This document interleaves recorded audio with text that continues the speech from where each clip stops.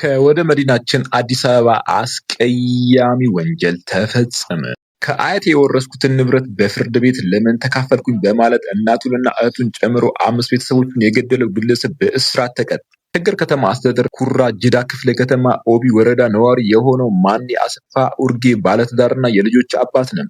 በልጅነቱ የእናቱ አባት የሆኑት አያቱ አቶ አለሙ አረዶ ጋር ማደጉ ተገልጿል። አያቱ በተፈጥሮ ሞት ሕይወታቸው ሲያልፍ ንብረታቸውን በሙሉ ወርሶ ማስተዳደር እንደጀመረ የሸገር ከተማ አስተዳደር አቃቢ ሕግ ጽሕፈት ቤት የተለያዩ ወንጀሎች ዳይሬክቶሬት ዳይሬክተር አቃቢ ሕግ ካሰች መለሰ ለብስራት ሬዲዮ ተናግረው፣ በዚህ ጊዜ የማኔ አሰፋ እናቱ ወይዘሮ ቡኬ አለሙ ብቻቸውን የአያታቸውን ንብረት ልጃቸው ወርሶ እሳቸው ምንም ባለማግኘታቸው ነገሩን ወደ ሕግ አምርተው ክስ ይመሰርታል። በዚህም የሚያስተዳድረውን ንብረት ለእናቱ እንዲያካፍል ውሳኔ እንደሰጠ ገልጸዋል። በዚህ ውሳኔ ከፍተኛ ቂም በመያዝ አንድ ክላሽንኮቭ መሳሪያ በህገወጥ መንገድ ገዝቶ እንዳስቀመጠ ተገልጿል። ሚያዝያ 14 ቀን 2017 ዓ.ም የፋሲካ በዓል ማግስት 7 ቤተሰቦቹ በእናታቸው ቤት ለበዓል ተሰብስበው እያሉ ምሽት 1 ሰዓት ተኩል ላይ ያልታሰበ ነገር ተከሰተባቸው። ማኔ አሰፋ ይህንን አጋጣሚ እንደ አመቺ ሁኔታ በመጠቀም የገዛውን የጦር መሳሪያ ይዞ ወደ ወላጅ እናቱ ቤት በመሄድ በጨዋታ እና በደስታ ላይ የነበሩ 7 ቤተሰቦቹ ላይ የጥይት ተኩስ እንደከፈተባቸው አቃቢ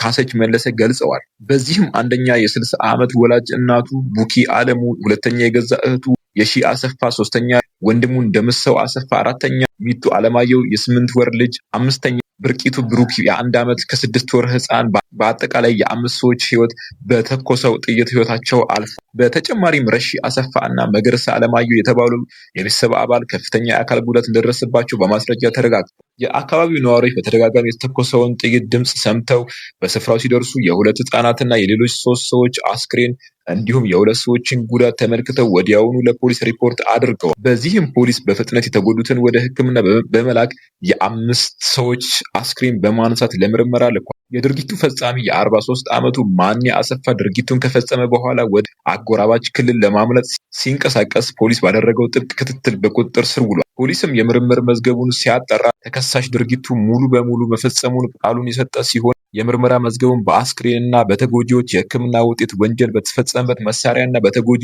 ሰዎች ቃል ተጠናክሮ ለሸገር ከተማ አቃቢ ሕግ ተልኳል። አቃቢ ሕግም ከፖሊስ የቀረበውን የምርመራ መዝገብ ተመልክቶ ህዳር 11 ቀን 2018 ዓ.ም በተከሳሹ ላይ በ5 ሰዎች ነፍስ ግድያ፣ በ2 ሰዎች የነፍስ ግድያ ሙከራ፣ አካል ማጉደል እንዲሁም የህገወጥ የጦር መሳሪያ በመታጠቅ በአጠቃላይ በ8 ድርብርብ ወንጀሎች ክስ መመስረቱን አቃቢ ካሰች መለሰ ጨምረው ለብስራት ሬዲዮ ተናግረዋል። ክሱን የተመለከተው የሸገር ከተማ አስተዳደር ከፍተኛ ፍርድ ተከሳሽ ማኔ አሰፋ በአንድ የቅጣት ማቅለያ በዕድሜ ልክ እስራት እንዲቀጣ ወስኖበት።